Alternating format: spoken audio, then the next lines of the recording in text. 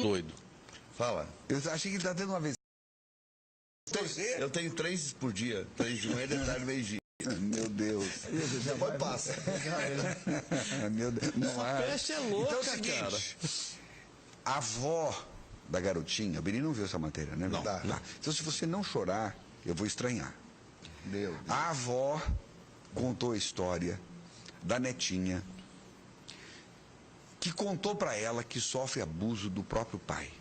Meu Deus. A avó foi à justiça, foi ao Ministério Público e o juiz disse o seguinte: guarda compartilhada.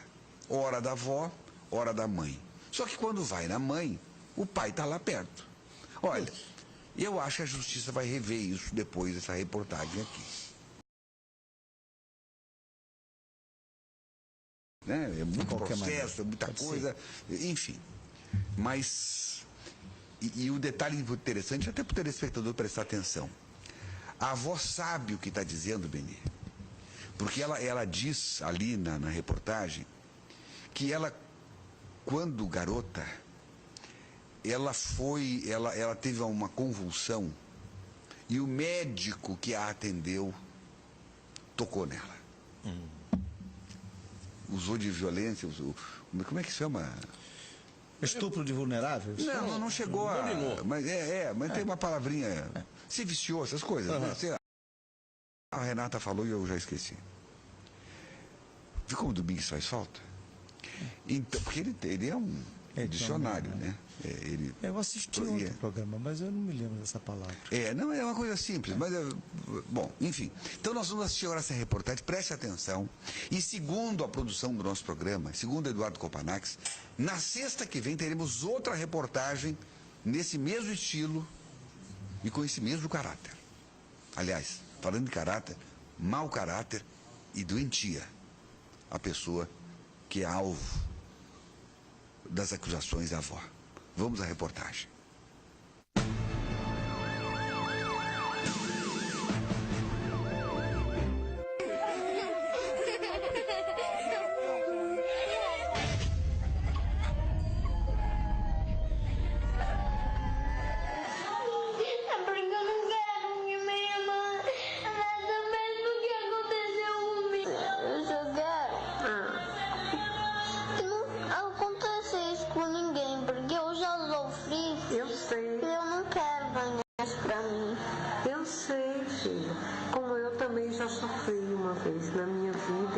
O choro, o medo e o desabafo é de uma criança de 7 anos que aos 3 foi violentada pelo próprio pai. Hoje, aos 7 anos, vive com a avó materna e tem medo do que aconteceu com ela aconteça com o irmão, que está prestes a nascer. As marcas são do dia 3 de julho de 2012, quando tudo aconteceu. Ela começou a se urinar, se espremer e chorar. Aí eu perguntei, acalentei, parei o carro, acalentei ela. Aí, o que foi, minha filha? Aí ela disse que estava com fome, que estava ardendo muito. Aí ela falava minha quitinha está ardendo muito. Aí eu disse, mas por que sua quitinha está ardendo, filha? Aí ela disse, meu pai coloca o peludo aqui, aqui e nas minhas costas. E isso me deixou sem chão até eu me recuperar, eu demorei um pouco. Desse dia para cá, a vida de Dona Leila mudou completamente. Foram idas e vindas a médicos, juízes e advogados, para comprovar de fato a materialidade das agressões sofridas pela neta. E eu com a esperança de sempre estar levando e que minha filha estava nesse caso por medo, por ameaça do cara, como ele chegou a ameaçar a criança. Se ela contasse para mim, ele matava ela e a mim, então a minha filha com certeza, quantas vezes eu cheguei com a doutora Elisete e disse... Ela disse, calma, não é assim, vamos ver, porque eu ainda não conseguia ver que minha filha não conseguia. Para ela, o pior é a conivência da filha, a mãe da menina que vive até hoje com o suposto agressor. Diz que até ameaças já sofreu. Quero quero que essa criança seja ouvida, quero dar continuidade aí, eu não posso deixar essa menina sofrendo essa situação, porque enquanto isso, eu também sofria por minha filha estar me ligando, dizendo que a qualquer momento eu poderia amanhecer. Isso tem registrado na Delegacia da Mulher, com a boca cheia de formiga, que eu valia mais morta do que viva. Então, é bem difícil essa parte para mim. Ela diz que até hoje nada foi feito em relação às denúncias. O acusado, o pai da menina, continua solto. E o que é pior, a justiça deu apenas a guarda compartilhada da criança. Ou seja, a cada 15 dias, a criança encontra os pais. Muito difícil porque eu não sei o que pode ocorrer lá por dentro, entendeu? Lá dentro. Sabendo hoje, tendo a convicção que minha filha sabia. Os números de notificações de violência contra crianças na faixa etária entre 1 e 9 anos de idade em Porto Velho, infelizmente, só vem aumentando nos últimos anos. Para você ter uma ideia, em 2013 foram 10 casos. Em 2014, 13. Em 2015, 34. Já no ano passado, foram notificados 36 casos. O que mais impressiona nesses números é que em 75% os pais são os próprios agressores e 80% acontecem dentro de casa. Mas esses números podem ser bem maiores porque nem todos os casos são denunciados. A questão hoje é, de fato, qual é o tratamento social que se tem para a violência doméstica? Porque, infelizmente, às vezes eu me vejo, parece que a gente está voltando para a Idade Média, para quando a criança era vista como um adulto em miniatura, né? Sem sentimentos, ninguém precisa acreditar nela, ninguém precisa atender as necessidades dela. Então, nós temos hoje uma questão social de que a criança, de fato, precisa ser acreditada, precisa ser escutada e cuidada, protegida mesmo de fato. Nós temos uma questão familiar, onde as famílias estão disfuncionais. Nós não temos que ser objetos de prazer do outro. E isso acontece, é assim que funciona. Seja para violência sexual ou para violência física ou de qualquer outra forma, eu trato o outro como se ele fosse um objeto de prazer meu ou de frustração, onde eu vou lá e descarrego aquilo que eu não dei conta de fazer. E nós temos, em muitas situações, sim. Para a psicóloga, no momento em que a criança sofre algum tipo de agressão, ela acaba perdendo a pureza, o encanto, o jeito inocente de encarar a vida. Experiências afetivas, descoberta do próprio corpo, mas ela não tem entendimento. O que para mim e para você seria, né, alguém te tocar e você sentir prazer, você sabe que o nome disso é prazer. Mas para uma criança de 4 anos que é tocada dessa forma, ela não sabe que isso se chama prazer, mas ela sabe que tem algo que dá uma sensação diferente e que ela não sabe nomear. Então, se isso for continuado, se essa gratificação for continuada, isso passa a ser imprimido no organismo. Então, assim, eu recebo crianças, por exemplo, de 4, 6 anos, que para manter a sensação que foi instalada, né, que foi imprimida com a violência, elas vão estar se masturbando publicamente, vão estar no grupo, como eu recebo aqui grupos de crianças, e elas vão querer tocar nos outros coleguinhas, né, como foi tocada, ou se tocar também na frente dos coleguinhas, então vai perdendo esse limite, né, essa coisa do onde eu estou, do público, do privado, e também as sensações vão sendo modificadas e precocemente experimentadas. A violência contra a criança em família chega a ser tão bárbaro quanto incompreensivo. Existe a política pública, existe o plano municipal de enfrentamento, o que falta é a aplicação disso. Todas as instituições de fato se comprometerem, cada um no seu eixo, cada um no seu lugar, e efetivamente começar a atuar. Senão vai ter mais violência.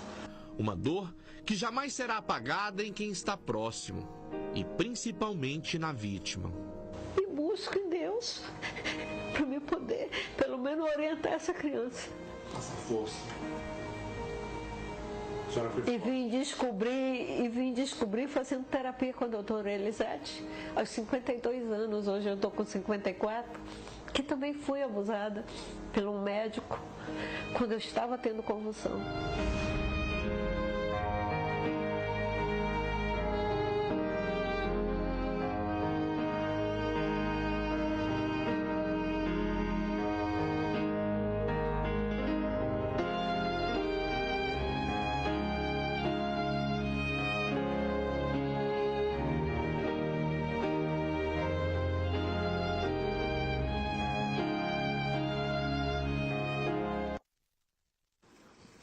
Olha, esse também é o papel do jornalismo, o bom jornalismo, especialmente o jornalismo da SIC TV e da Record TV.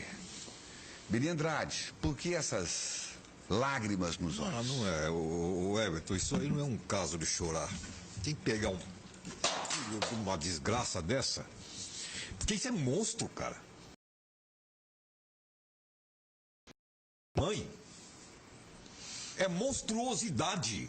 Essa senhora aí está correndo risco de vida sim. Esta senhora está correndo risco de vida sim. Não dá para... Eu não posso admitir que um ser humano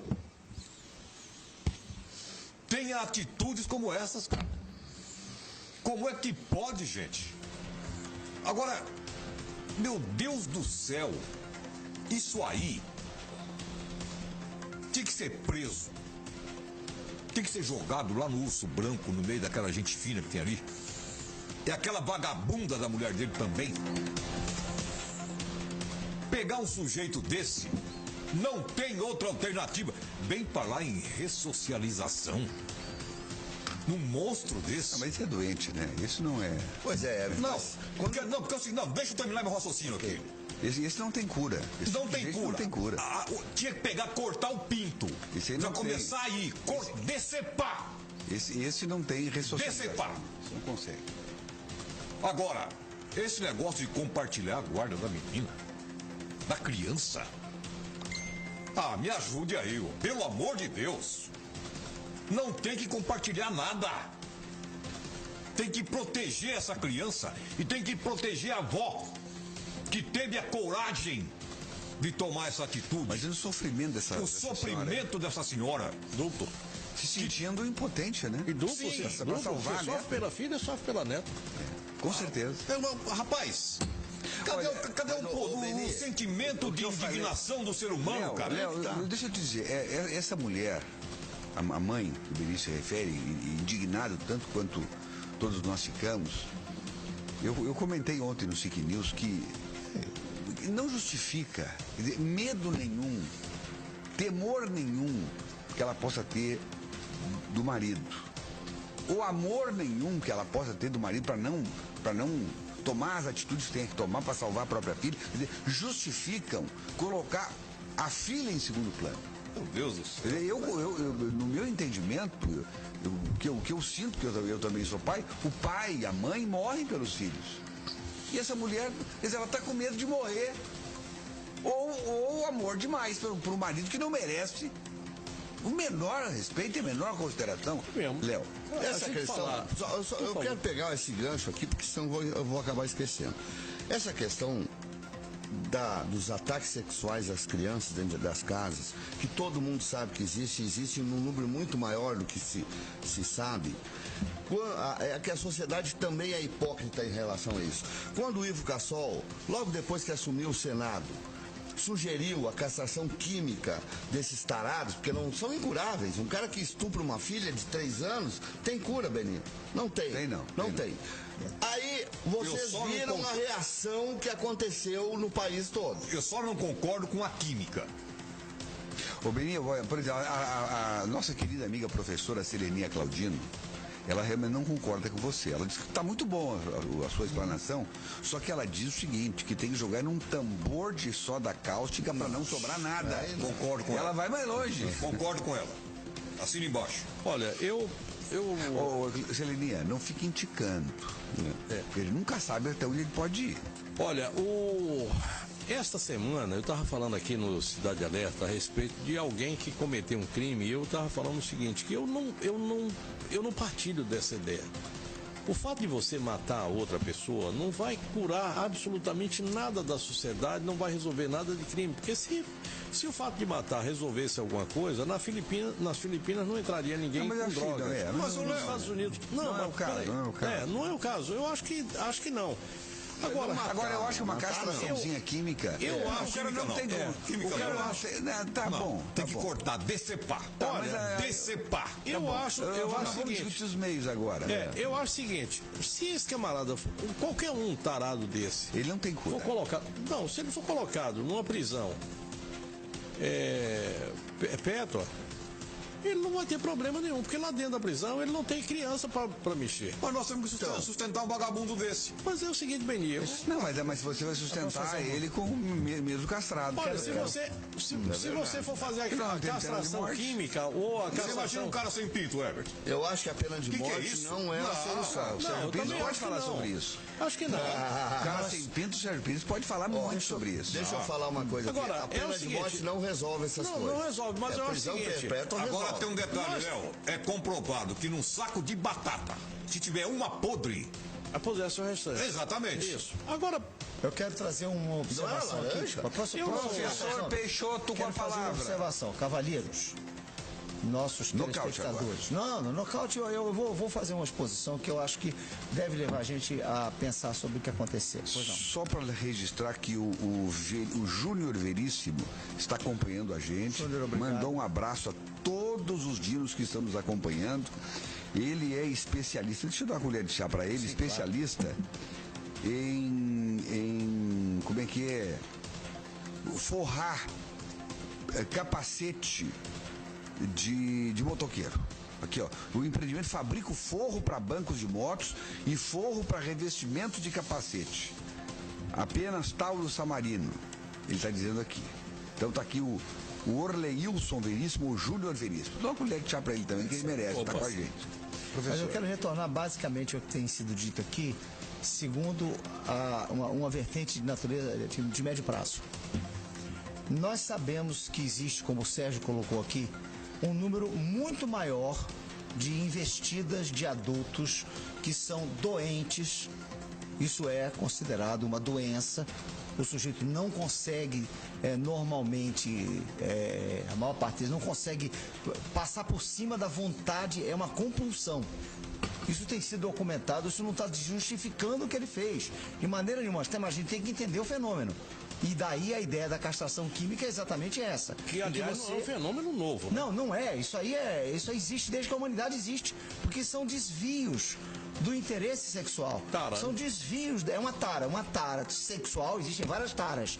A tara sexual, por exemplo, uma delas é o desejo de domínio, geralmente é o desejo de domínio sobre alguém inferior, e esse aí gera esse tipo de relação sexual com domínio. Nós temos que entender o seguinte: uma boa parte, não toda ela, uma boa parte dessas investidas decorrem de investidas anteriores que o sujeito sofreu. Normalmente, não é em todos os casos, mas uma grande parte dos estupradores são estuprados. E isso se transforma numa cadeia em que você pretende vingar-se no outro daquilo que você sofreu, uma vez que a dor do estupro, em tese, eu não sei pelo que eu fui estuprado, né? Mas a gente sabe, a gente presume que seja uma dor de natureza moral imensa na nossa sociedade, principalmente. Nós temos certas dores morais que não existiam, por exemplo, entre os gregos. Mas nós não somos a sociedade grega antiga. Nós somos uma sociedade diferente. Uma sociedade que nós chamamos de judaico-cristã. E os nossos valores de família são diferentes. É por isso que ele causa esse dano. É por isso que aquela menininha chorava daquele jeito. Porque ela foi aculturada de maneira nós não aceitamos o incesto, que é a palavra correta, né? Nós não aceitamos o incesto.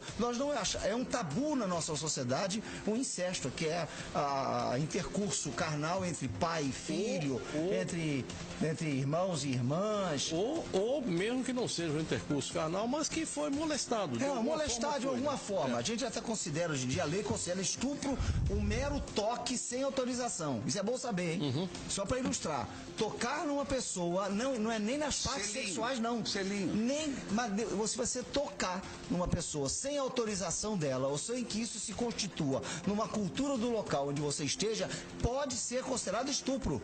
Tá, vamos lá então. Até aí... Não, eu tô só... Não, na primeira página, né?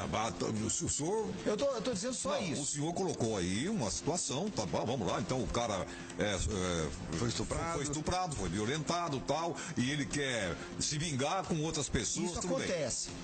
Pá, ponto. E quando... Mas o professor não está querendo justificar nada. Não é justificar, não. O senhor está dando uma Tá errado, tem que prender o cara mesmo. Ponto. Quando o sujeito faz tudo isso, e aí ele vira para a avó da criança, manda um recadinho sutil. Cale a sua boca, porque senão você vai amanhecer. Ele sabe que está errado, ele não está dizendo que dá certo, não. Quando você... Vocês estão falando a mesma coisa. O sujeito que rouba outro, é um ladrão. Ele ameaça a vítima, não é porque ele acha que o que ele fez é certo. Ele sabe que o que ele fez é errado. Ele sabe que tocar numa criança é errado. E ele quer se proteger. Ele é doente. Ele é doente, mas ele sabe que aquilo que ele fez é errado. Ele querendo se proteger, ele vira bandido. Por isso que ele vira bandido. Ele não faz isso porque ele é bonzinho. Por isso eu não estou dizendo que ele tem que ser... você tem que estar dizendo para cortar o pinto do cara. Ora, isso vai resolver o quê de verdade? É isso que o Léo falou. Não resolve nada. Matar o cara não resolve nada. Resolve, talvez, castrar quimicamente, mas cortar isolar ele da sociedade. Não. Matar não. Mas se você castrar quimicamente, por exemplo, foi a ideia, castrar quimicamente significa reduzir por meio artificial o desejo sexual. Mas isso custa dinheiro, tem que comprar essa cortar química. O pinto também. Não. Zero. Peraí. Deixa eu posso concluir? Uma gostinha da química é mais barato que uma faca. Gente, é o seguinte, deixa eu só quero concluir o raciocínio aqui para vocês brigarem comigo depois. Quero que vocês briguem comigo depois, só quero... Tem que chamar um intervalo. É rapidinho. Só que essa é a parte que eu estou tentando falar. A outra que eu quero dizer, a segunda metade do meu discurso... Você foi interrompido pelo Benito? Eu fui, porque eu adoro ele. Mas é o seguinte, os pais, as mães, os tutores, os curadores, os que têm a tutela da proteção das crianças, dos hipossuficientes, das pessoas, dos incapazes, eles têm que prestar atenção nos filhos. Porque os sinais de um estupro que é feito por um vizinho, não é só pelo pai não, por um amigo, por um padrinho, por uma vizinha, porque há estupros de meninos por mulheres. Não é só a menina, não. Os pais têm que prestar atenção na mudança de comportamento dos filhos, mas você só pode prestar atenção no comportamento dos filhos se você prestar atenção nele, Beri. É verdade.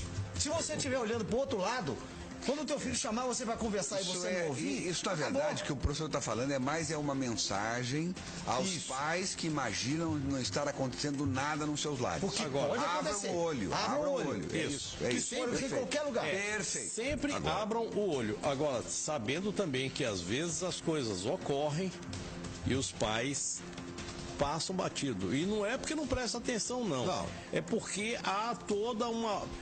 Essa coisa é muito complexa. Ô, Léo. É extremamente difícil. Você pega o silêncio é buscado através do medo. Eu não quero generalizar. Ameaça. Eu não quero generalizar. Mas tem crianças que vivem abandonadas dentro de casa. Dentro e fora. Certo? Perfeito, Beri. Porque a mãe se preocupa mais em estar no cabeleireiro, se preocupa mais na balada, na estética. É verdade. O pai no happy hour com enchendo o rabo de cachaça. Tá certo, dessa vez enchendo o rabo de cachaça. A criança está com um problema dentro de casa, não tem a quem recorrer. Eu quero entrar no Clube do Coice. Dá pra uma inscrição? A carteirinha está pronta. Pelo amor de Deus. Tá pronta. Tá então, certíssimo. a merda é essa. É isso aí que acontece. Olha aqui, o Juliano e a Dona Samara, Juliano Pereira e a Dona Samara estão com o Benê. Diz que para resolver essa situação tem que pegar um facão e tirar fora. Exatamente. Eu só queria lembrar o seguinte. A Dona Deusa Abate está dizendo que é um assunto triste esse de hoje. Estou assistindo o programa com minhas netas Alice e Mariana. Manda um beijo para elas. Então, para Alice e para Mariana, Beijo pra vocês. Intervalo e voltamos logo na sequência do nosso Papo de Redação, porque tem muito assunto ainda. Bota aí o telefone para receber o recadinho. Esqueci de falar do telefone e dos recadinhos. Põe aí na tela, olha aí, o telefone para você se posicionar, falar, comentar, denunciar. Esse fatos iguais a esse ou qualquer outro. Ou para dizer que o Beni é bem-vindo. Tá certo? Intervalo e voltamos logo.